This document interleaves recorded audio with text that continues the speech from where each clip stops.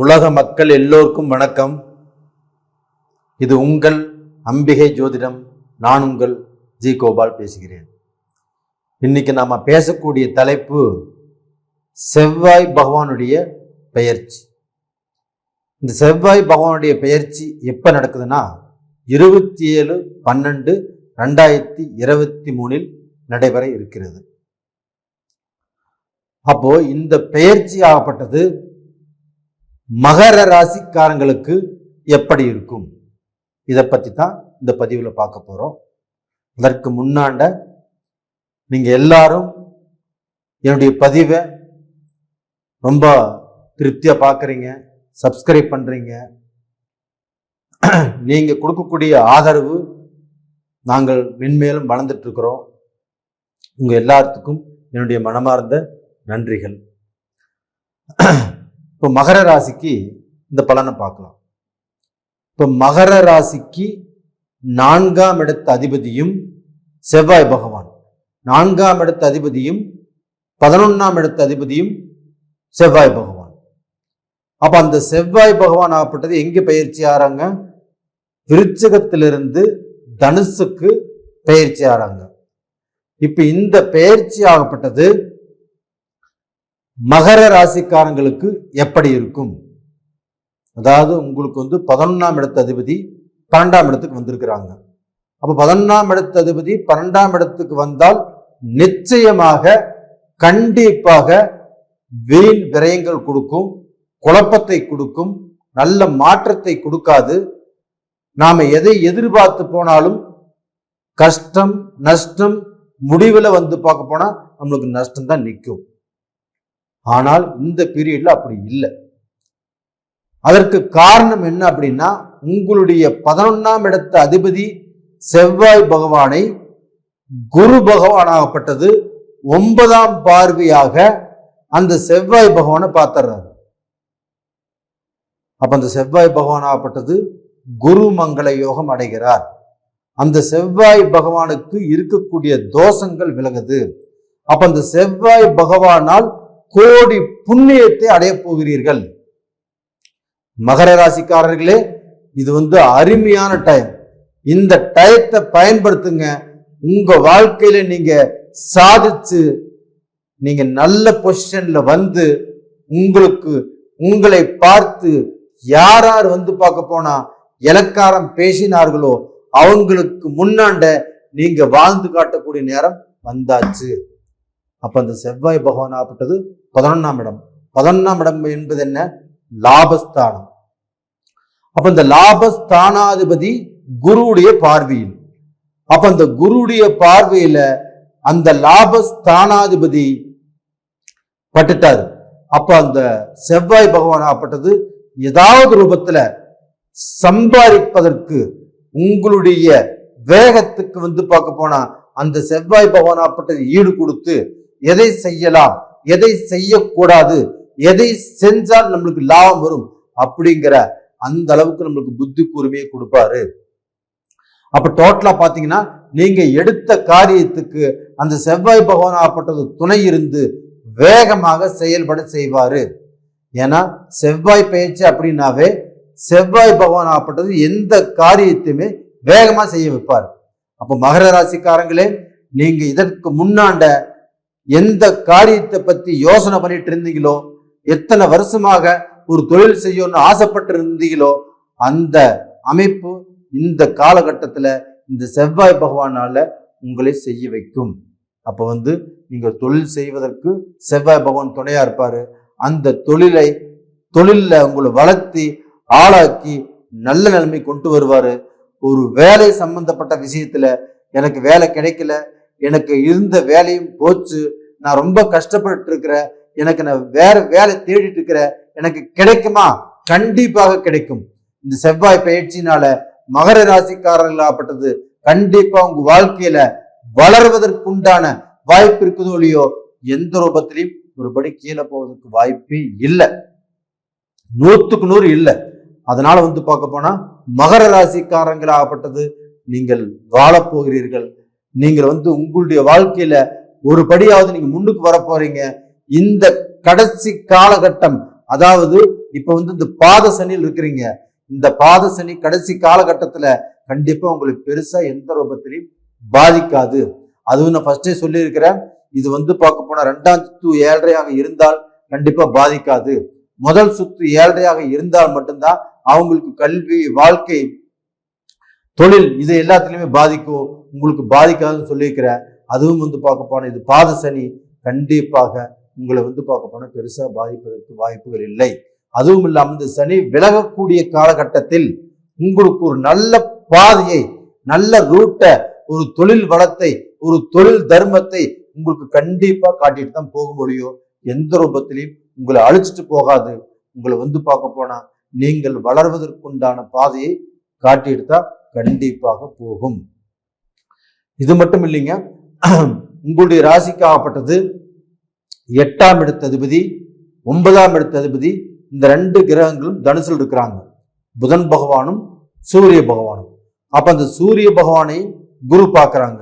அப்ப உங்களுக்கு வந்து பார்க்க போனா 8ஆம் இடத்து அதிபதி. அப்ப அந்த 8ஆம் இடத்து அதிபதியை, அந்த அதிபதி வீட்டையும் குரு பார்க்கறாங்க. அந்த 8ஆம் இடத்து அதிபதி சூரிய பகவானையும் குரு பார்த்துறாங்க. அப்ப இந்த 8ஆம் இடம் என்பது என்ன? கண்டிப்பாக ஒருத்தருடைய பேர் கெட்டு போறது, கடன் அதிகமா வாங்கிக்கிறது, கடன் கட்டாம சொல்லாம வெளியூர் போறது, போனை சுவிட்ச் ஆஃப் பண்ணி வச்சுக்கிறது, இது மாதிரி வந்து பார்க்க போன கெண்டங்கள், ஜெயில் வாழ்க்கை, இது எல்லாமே. அப்ப அந்த 8ஆம் இடத்தை குரு பார்க்கும் போது இந்த மாதிரியான பிரச்சனைகள் உங்களுக்கு வராது. அந்த மாதிரியான பிரச்சனையில நீங்க இருந்தீங்கன்னா கண்டிப்பாக ஊருக்கு போகாமல் அதே ஊர்ல இருந்து நம்ம கடனை கட்டலாம், சுவிட்ச் ஆஃப் பண்ணாமல் அவங்களுக்கு பதில் சொல்லி நாம வந்து நம்மளுடைய கடனை கட்டலாம் அப்படிங்கிற எண்ணங்கள் உங்களுக்கு வரும். காரணமாகப்பட்டது அந்த குரு பகவான் சூரிய பகவானை பார்த்ததுனால. கவர்மெண்ட்ல இருக்கக்கூடிய பிரச்சனைகள் ஆகப்பட்டது தீரும், அரசியல் பிரச்சனைகள் ஆகப்பட்டது கண்டிப்பாக தீரும். பெரிய பெரிய வேலையில் இருந்து நீங்க செய்யாத தப்புக்கு தண்டனை அனுபவிச்சிருந்தாலும் அதற்கு வந்து பார்க்க போனா இந்த பீரியட்ல ஒரு நல்ல ரிசல்ட் கண்டிப்பாக கிடைக்கும். அது போக நீங்க நல்ல வேலையில இருந்து அந்த வேலையில வந்து பார்க்க போனா உங்களுக்கு அந்த வேலையை உங்களுக்கு வந்து பார்க்க போனா இல்லாத அளவுக்கு பண்ணுனாங்க, அது வேலையில வந்து பார்க்க போனா இல்லாத அளவுக்கு பண்ணிட்டாங்கன்னா நீங்க வேற வேலையை எதிர்பார்த்துட்டு இருக்கிறீங்க, ஒரு நல்ல வேலை, அதை விட சிறப்பான உத்தியோகம் உங்களுக்கு கிடைக்கக்கூடிய அளவுக்கு வாய்ப்புகள் இருக்குது. தைரியமாக சந்தோஷமாக உங்க வாழ்க்கையில ஒரு நல்ல நிலைமைக்கு நம்ம வந்திருக்கிறோம். இந்த செவ்வாய் பகவானுடைய பயிற்சி நம்மளை வந்து வாழ்க்கையில வாழ வைக்கும், நம்மளை வந்து பார்க்க போனா நல்ல பொசிஷனுக்கு கொண்டு வந்து சேர்த்தும் அப்படிங்கிறத மட்டும் மனசுல வச்சுக்கோங்க. நீங்க கடந்த காலத்துல ரொம்ப கஷ்டப்பட்டுட்டீங்க, அந்த கஷ்டத்தை இப்ப நான் ஒரு நிமிஷத்துல சொல்லிடலாம். ஆனால் நீங்க பட்ட அந்த கஷ்டமாகப்பட்டது பல மாதங்கள், பல வருஷங்கள் ஆகப்பட்டது. அந்த கஷ்டப்பட்டு அந்த கஷ்டத்துல நொந்து போய் இப்ப நம்ம சொல்றது கூட உங்களுக்கு பொய்யா தெரியலாம், இதை ஏத்துக்க முடியாத சூழ்நிலை உருவாகலாம். கண்டிப்பாக இந்த செவ்வாய் பகவான பயிற்சி 11ஆம் இடத்து அதிபதி, உங்களுக்கு 4ஆம் இடத்து அதிபதி, சுகாதிபதி, உங்களுக்கு வண்டி வாகனங்களை கண்டிப்பாக மாத்த செய்யும், பூமி வாங்க செய்யும், பூமியில் இருக்கக்கூடிய சொத்து பிரச்சனைகள் ஆகப்பட்டது உங்களுக்கு தீரும். கண்டிப்பாக நல்ல அமைப்பை இந்த செவ்வாய் பகவான் ஏற்படுத்தி கொடுப்பார். அது போக இந்த செவ்வாய் பகவான் ஆகப்பட்டது பார்வை 4ஆம் இடத்தை பார்க்கிறாங்க. 4ஆம் இடம் என்பது உங்களுடைய ராசிக்கு 3ஆம் இடம். அப்ப இந்த 3ஆம் இடத்தை பார்க்கும்போது ஒரு வீரியம், ஒரு வெறிச்செயல், உங்களுடைய முயற்சி, இது எல்லாமே பாஸ் ஆகும். அது போக உங்களுடைய ராசிக்கு வந்து பார்க்க போனா 6ஆம் இடத்தையும் பார்க்கறாங்க, 7ஆம் இடத்தையும் பார்க்கறாங்க. அப்ப 6ஆம் இடத்தை பார்க்கும்போது உங்களுக்கு கடன் குறையும், சத்துருக்கள் ஆகப்பட்டது உங்களை விட்டு விலகி போவார்கள், சத்துருக்கள்னால இருந்த பிரச்சனைகள் ஆகப்பட்டது உங்களுக்கு தீரும், கடனும் கண்டிப்பாக குறையும். 7ஆம் இடத்தை பார்க்கும்போது உங்களுக்கு பார்ட்னர்ஷிப்ங்கிறது நல்லா அமைவாங்க. உங்க குடும்பத்தில் இருந்த சிக்கல்கள், பிரச்சனைகள், குழப்பங்கள் இது எல்லாமே தீர்ந்து ஒரு நல்ல நிலைமைக்கு வரக்கூடிய வாய்ப்பை இந்த செவ்வாய் பகவான் ஏற்படுத்தி கொடுப்பார். இதை நம்புங்க, கண்டிப்பாக நடக்கும். அது போக உங்களுக்கு வந்து பார்க்க போனா ராகு பகவானுடைய சப்போர்ட் இருக்குது. அந்த ராகு பகவான் ஆகப்பட்டது உங்களுடைய ராசிக்கு 3ஆம் இடத்துல பயிற்சி இருக்கிறாங்க. அப்ப அந்த ராகு பகவான் ஆகப்பட்டது உங்களுக்கு எப்பேற்பட்ட கஷ்டம் வந்தாலும் அந்த கஷ்டத்திலிருந்து உங்களை விடுதலை பண்ணும், உங்களை வந்து பார்க்க போனா அந்நிய நாடு, அயல் நாடு, வேற தேசம், இது மாதிரியான தொடர்புகள் கொடுக்கும். இங்க வேலை செய்யறவங்களா இருந்தாலும், இங்க பிசினஸ் பண்றவங்களா இருந்தாலும், அந்த ராகு பகவானால கண்டிப்பாக உங்களை உயர்த்தி வைக்கும், உங்களை நல்ல இடத்துல வச்சு அழகு பார்க்கும். யாருமே கவலைப்பட வேண்டிய அவசியம் இல்லை. தைரியமாக செயல்படலாம். தைரியமாக செயல்பட்டால் கண்டிப்பாக நல்லது நடக்கும்.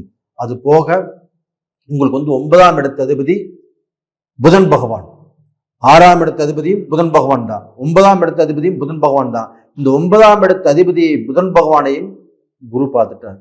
அப்ப இந்த குரு பார்த்துட்டாருன்னா கண்டிப்பாக உங்களுக்கு வந்து 9ஆம் இடம் என்பது ஒரு பாக்கியஸ்தானம். அப்ப அந்த பாக்கியாதிபதியை குரு பார்த்துட்டாங்க. அப்ப அந்த குரு பார்த்ததுனால கோடி புண்ணியங்கள். அப்ப பாக்கியாதிபதியை குரு பார்த்திருக்கிறாருன்னா உங்களுக்கு ஏதாவது ரூபத்துல ஒரு நல்லது நடக்கும். உங்க வாழ்க்கைக்கு ஒரு வெளிச்சம் காட்டும். நீங்க போகக்கூடிய பாதையில இருட்டா இருந்தால் கண்டிப்பா அது வெளிச்சம் தெரியும். நீங்க எந்த ரூபத்திலையும் கெட்டு போறதுக்கு வாய்ப்புகள் இல்லை. அப்போ ராகு நல்லா இருக்கிறாரு, உங்களுக்கு 9ஆம் இடத்து அதிபதி நல்லா இருக்கிறாரு. இது போக செவ்வாய் பகவான் நல்லா இருக்கிறாரு, 4ஆம் இடத்து அதிபதி, 11ஆம் இடத்து அதிபதி.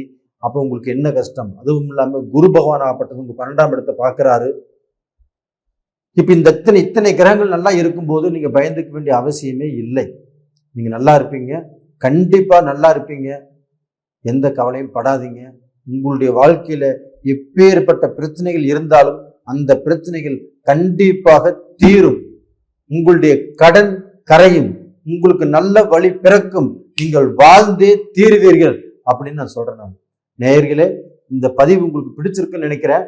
பிடிச்சிருந்தா லைக் பண்ணுங்க, சப்ஸ்கிரைப் பண்ணுங்க, ஆல் அப்படிங்கிற பெல் பட்டனையும் பிரஸ் பண்ணிக்கோங்க. உங்க ஜென்ம ஜாதகத்தில் நடக்கக்கூடிய தசா புத்திகள் உங்களுக்கு சாதகமாக இருக்கிறதா பாதகமாக இருக்கிறதா? இந்த 7.5 சனி காலகட்டத்தில் தான் நிறைய பேர் வந்து பார்க்க போனா பெரிய பெரிய விஐபியா இருக்கிறாங்க, நல்ல நிலைமையில் இருக்கிறாங்க, நல்ல அந்தஸ்துல வாழ்ந்துட்டு இருக்கிறாங்க. உங்களுக்கும் உங்களுடைய நேர காலங்கள் நல்லா இருந்தால் கண்டிப்பாக நல்ல பொசிஷனுக்கு வந்துருவீங்க. அதனால உங்க ஜென்ம ஜாதகத்தில் நடக்கக்கூடிய தசா புத்திகள் சாதகமா பாதகமா அப்படின்னு பார்த்து தெரிஞ்சுக்கோங்க. அதனால 2 ஃபோன் நம்பர் கொடுத்துருக்குறோம், கான்டாக்ட் பண்ணுங்க, வாட்ஸ்அப் பண்ணுங்க. உங்களிடமிருந்து விடைபெறுவது உங்களின் ஜி கோபால். நன்றி, வணக்கம்.